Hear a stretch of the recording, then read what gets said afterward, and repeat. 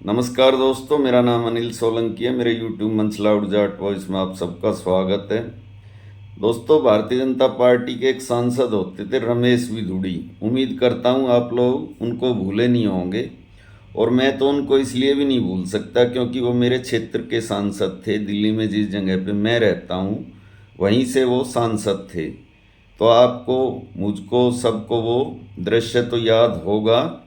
पिछली लोकसभा के अंदर उन्होंने एक समाजवादी पार्टी के सांसद जिसका नाम दानिश अली था, उनको लोकसभा के अंदर क्या क्या बोला था, कैसी कैसी मोटी मोटी गालियां बकी थी।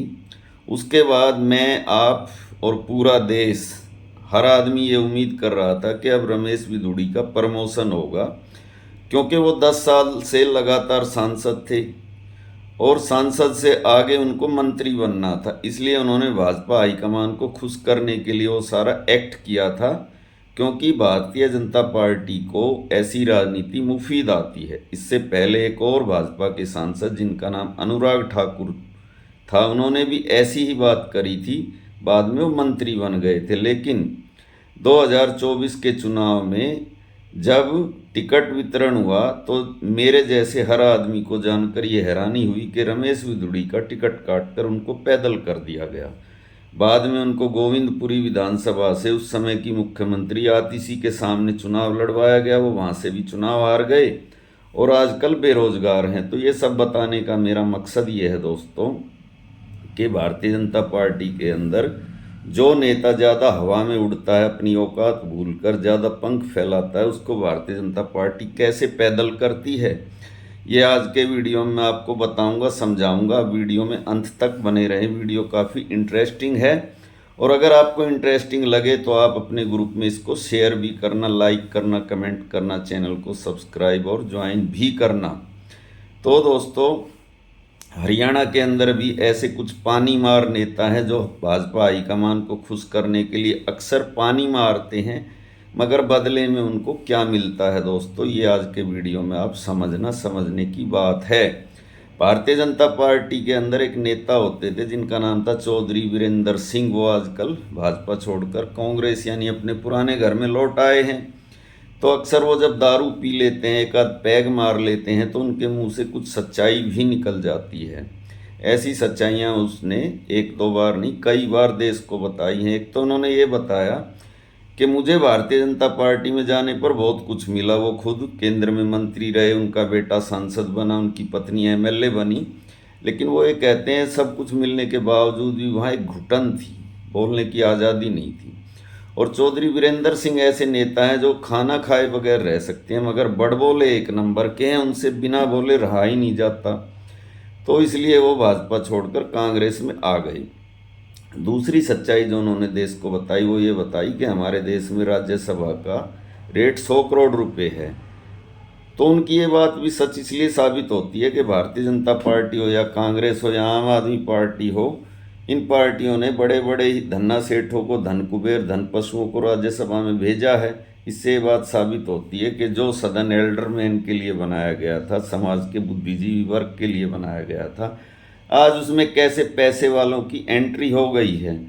अब मैं आपको कुछ सच्चाई बताता हूं दोस्तों। हरियाणा के कुछ ऐसे नेता जिन्होंने अपना जमीर गिरवी रखकर, अपनी विचारधारा को छोड़कर जो बीजेपी में गए, बीजेपी ने उनको कैसे बेइज्जत किया, कैसे उनकी इज्जत की धज्जियां उड़ाई, उसके बावजूद भी वो लोग चुपचाप अपनी बेइज्जती सब सहन करके भाजपा में पड़े हुए हैं। ऐसी एक नेता है किरण चौधरी। मेरे को याद है, पता नहीं आपको ये बात याद है कि नहीं याद है, ये किरण चौधरी हरियाणा की राजनीति में आने से पहले ये दिल्ली की राजनीति में एक सक्रिय नेता होती थी। और इन्होंने 1993 1998 के 2 चुनाव दिल्ली कैंट विधानसभा से लड़े।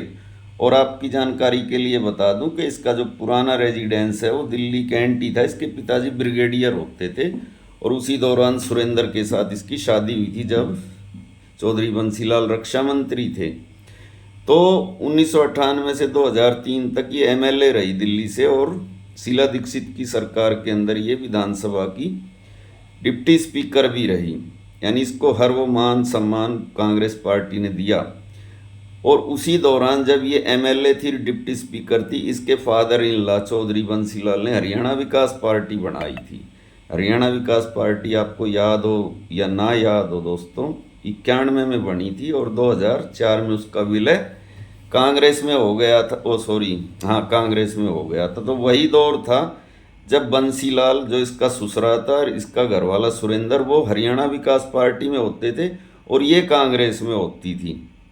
ये अलग बात है कि ये कांग्रेस के अंदर होती थी मगर दिल्ली में होती थी और वो राजनीति करते थे हरियाणा में।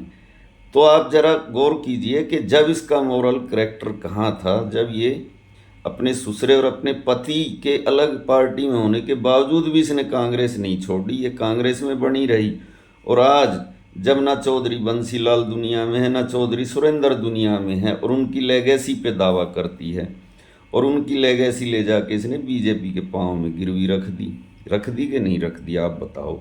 जिस बीजेपी ने 1996 में चौधरी बंसीलाल की सरकार बनी हरियाणा विकास पार्टी की और 1999 में सरकार गिराई बीजेपी ने, सारी दुनिया को पता, नंगा सच है, मैं कोई झूठ नहीं बोल रहा हूँ, 3 साल बाद ही गिराई। और उस हालत में गिराई, सुषमा स्वराज के घरवाले स्वराज कौशल को चौधरी बंसीलाल ने राज्यसभा में भिजवाया था और सुषमा स्वराज ने गठबंधन करवाया था बीजेपी हरियाणा विकास पार्टी का और सरकार गिरा के चौटाला को समर्थन दे दिया। खैर वो तो एक पुरानी बात हो गई। आज उसी सरकार उसी पार्टी में चली गई जिसने इसके ससुरे को बेइज्जत करके 3 साल में मुख्यमंत्री के पद पे से हटाया और उसी ससुरे की लेगेसी को, उसी चौधरी सुरेंद्र की लेगेसी को भाजपा में ले जाके उनके कदमों में पटक दिया। बदले में क्या मिला? 1.5 साल का राज्यसभा का कार्यकाल, जो कि वो दीपेंद्र हुड्डा राज्यसभा के मेंबर थे, फिर वो लोकसभा का चुनाव लड़े, वो सीट उनकी खाली हुई थी, वो 1.5 साल की सीट इसको दे दी, खुश कर दिया और बेटी को एमएलए बना के मंत्री बना दिया। अब ये तो पैदल हो गई, आगे इसको और कुछ नहीं मिलेगा। बेटी कितने दिन रहेगी ये तो भविष्य ही बताएगा। दूसरा ऐसा बड़बोला नेता है चौधरी कुलदीप बिश्नोई। चौधरी कुलदीप बिश्नोई कांग्रेस कार्य समिति का मेंबर था, जो कि हाई कमान है कांग्रेस का। वहाँ पे जाके बैठता था राहुल गांधी के बगल में और कांग्रेस ने इसको भिवानी से एमपी बनाया था, जहाँ एक भी बिश्नोइयों का वोट नहीं है भिवानी लोकसभा के अंदर। और कांग्रेस ने इसके पिताजी चौधरी भजनलाल को 1 बार नहीं 3 बार मुख्यमंत्री बनाया। और तीनों बार कैसे बनाया? 1979 में तो पूरी की पूरी देवीलाल की सरकार को लेके कांग्रेस में शामिल हो गया। 1982 में बहुमत देवीलाल के पास था, जबरदस्ती जीडी तपासे ने इसको शपथ दिलाई थी। और 1991 में जनादेश मिला चौधरी वीरेंद्र सिंह के नाम पर और मुख्यमंत्री बना भजनलाल। तो वो 3 बार का एहसान गया भाड़ में। और 1 बार जब मुख्यमंत्री का पद 2004 में नहीं मिला तो बाप बेटे ने हरियाणा विकास पार्टी बना ली, नहीं हरियाणा जनहित कांग्रेस बना ली और फिर उस जनहित कांग्रेस का विलय कांग्रेस में कर दिया और फिर वापस बीजेपी में आ गया। और कैसे आ गया? 2022 में राज्यसभा का चुनाव था हरियाणा में, कृष्णलाल पवार ऑफिशियल उम्मीदवार था बीजेपी का और कांग्रेस का ऑफिशियल उम्मीदवार था अजय माकन। और बीजेपी ने शरारत करके बीच में विनोद शर्मा का बेटा कार्तिकेय शर्मा खड़ा कर दिया। पैसे वाला आदमी था, पैसा फूक्या, क्रॉस वोटिंग करवाई और उस क्रॉस वोटिंग करने वालों में कुलदीप बिश्नोई भी शामिल था। अजय माकन हार गया, कार्तिकेय शर्मा जीत गया और कुलदीप शर्मा ने छाती में हाथ मार के ये कही कि मैंने क्रॉस वोटिंग करी है और कांग्रेस छोड़ के बीजेपी में चला गया। बीजेपी में जाकर क्या मिला? लोकसभा का टिकट है नहीं मिला, राज्यसभा का भी टिकट नहीं मिला, बेटे को टिकट मिला, विधानसभा का बेटा चुनाव हार गया। और आज कुछ भी नहीं है, कुछ भी नहीं है। ऐसा शहजादा है जिसका पास खाली एक विरासत है, बाकी आगे नहीं पीछे नहीं, पूरी तरीके से बेरोजगार। पानी आज भी मारता है भाजपा हाईकमान को। नायब सिंह सैनी की सभा में खड़ा होकर ये कहता है कि सैनी साहब आपने और कुछ करा या नहीं करा, पर आपने हुड्डा बाप बेटे को बेरोजगार कर दिया। अब कौन बेरोजगार है, किसके पास रोजगार है, ये तो अंधे को भी दिखाई देता है। तीसरा एक और नेता ऐसा है दोस्तों, उसका नाम है रामचंद्र जांगड़ा। बहुत बड़ी विरासत का मालिक है। बीसी ए ग्रुप जो हरियाणा में है ना, ओबीसी में भी ओबीसी यानी एक्सट्रीम बैकवर्ड क्लास का नेता, लेकिन राजनीति क्या करता है? Anti Jat politics. जब भी हाथ में माइक लेगा जाटों के खिलाफ जहर उगलेगा। कभी बोलेगा किसान आंदोलन नशेड़ियों का आंदोलन था, कभी बोलेगा जाटों ने हरियाणा 2 बार जलाया, एक बार आरक्षण लेने के लिए, एक बार आरक्षण ना लेने के लिए। लेकिन जो बीसीए समाज के साथ हो रहा है उस पर नहीं बोलेगा। आज बीसीए समाज के लोग ये कह रहे हैं कि जो वैकेंसी निकलती है हरियाणा के अंदर HHSC की, HPSC की, उसमें हमारे कोटे की सीटें नॉट फाउंड सूटेबल लिखकर जनरल कास्ट को दी जा रही हैं। जो क्लास ए ग्रुप ए की नौकरियां हैं ना, वो उसमें एक भी वैकेंसी नहीं भरी गई है बीसीए से, सब जनरल कास्ट से भर दी गई हैं। दूसरा, जो सी और डी ग्रुप की नौकरियां हैं उनमें हमारे ओबीसी के सर्टिफिकेट को पुराना बताकर रिजेक्ट किया जा रहा है, यानी जिनका अपॉइंटमेंट हो गया उनको भी नौकरियां नहीं मिल रही हैं। और तीसरा, 35% की कट ऑफ लिस्ट रख दी है, उससे कम नंबर आने वाले को अपॉइंटमेंट नहीं मिल रही है। एक शब्द ना तो निकलेगा रामचंद्र जांगड़ा के मुंह से और ना निकलेगा नायब सिंह सैनी के मुंह से। रामचंद्र जांगड़ा दावा ये करता था कि आज हमारे प्रदेश का मुख्यमंत्री ओबीसी है और ओबीसी समाज को आज हमारे प्रदेश में मान सम्मान मिल रहा है। तो मान सम्मान तो ऐसा मिला साहब कि आपके कोटे की सीट संजय भाटिया को मिल गई। आप ही दावा करते थे ना कि हमारी आबादी हरियाणा में 20% है, तो 20% आबादी आपके तो 2 ही MLA हैं, एक रणवीर गंगवा और एक इंद्री से वो कश्यप साहब।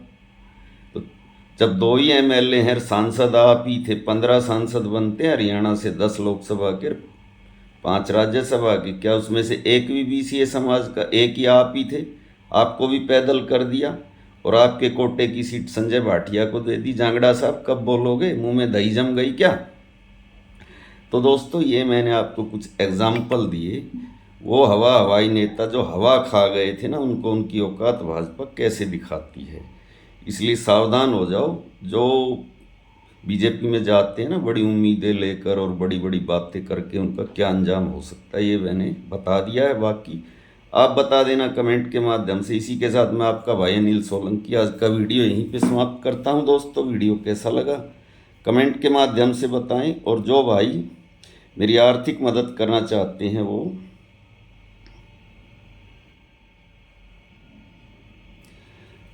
इस QR कोड को स्कैन करके मेरी आर्थिक मदद करें, उससे मेरा हौसला बढ़ेगा। मिलते हैं अगले वीडियो में। आपका दिन शुभ हो भाइयों। थैंक्स।